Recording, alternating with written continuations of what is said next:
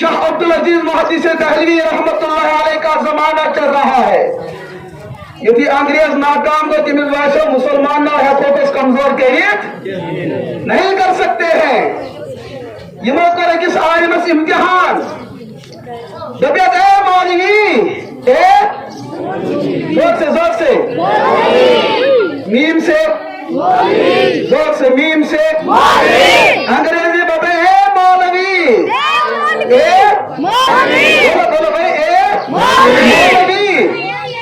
आज हम एक मुनाजरा करते हैं, आज करो डिस्कस। अंग्रेज ने हथियार इस्तेमाल किया, कमजोर पड़ा, मुसलमानों को किस्म किस्म के हथियार पहनाकर उनके चीथड़े उड़ा डाले, पर मुसलमानों की कौम, थमने वाली कौम, अंग्रेज बड़ा परेशान हुआ। इतना हमने खर्च किया लेकिन ये उभरती रही है ये कौम। ये कौन सी कौम है? तो उन्होंने कहा ए मौलवी तुम अपना कुरान ले लो, मैं अपनी तौरात हाथ में लेता हूँ।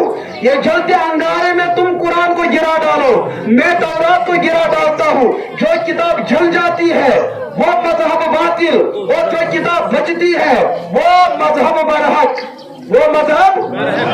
अगर पैसे की मामले कैसे तो इतना कुरान तक नारस किन तौरात क्या करो? बोलो बोलो जोर से बोलो।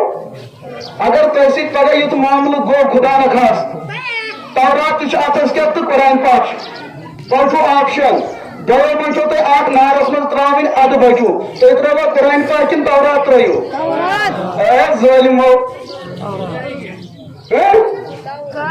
अरे भाई तौरात भी किसी पैगंबर की किताब है और कुरान भी किसी पैगंबर की किताब है।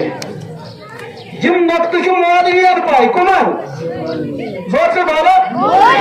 अंग्रेज ने चाहा शायद अब्दुल अजीज वैसा मौलवी होगा, यह कुरान को बचाने के लिए तौरात को झोंकने की बात करेगा, लेकिन मेरे मुस्तफा ने फरमाया इत्तकू फरासतुल मुमिन फइन्नहु यंजुरु मिन नूरिल्लाह। जो मौलवी होते हैं इनमें वो फरासत होती है, इनमें वो बसारत होती है, ये वो देखते हैं जो तुम्हारी निगाह देख नहीं सकती है। मेरे मौलवी शाह अब्दुल अजीज ने पहचान लिया ये मुझे गुमराह करना चाहता है। शाह साहब ने बताया अरे किताब की बात न कर, यहाँ तो कुछ और ही मसला है। अगर आग जल रही है, तेरे हाथ में किताब है, आग जल रही है, मेरे हाथ में किताब, किताबें हम यूं रखते हैं, तू भी इसमें कूद जा, मैं भी आग में कूद जाता हूँ। जो बंदा जल जाता है वो बातिल, जो बच के निकलता है वो बरहक, वो बरहक। अंग्रेज ने भोंक लिया अरे भाई मौलवी से पंगा लेना कोई ठीक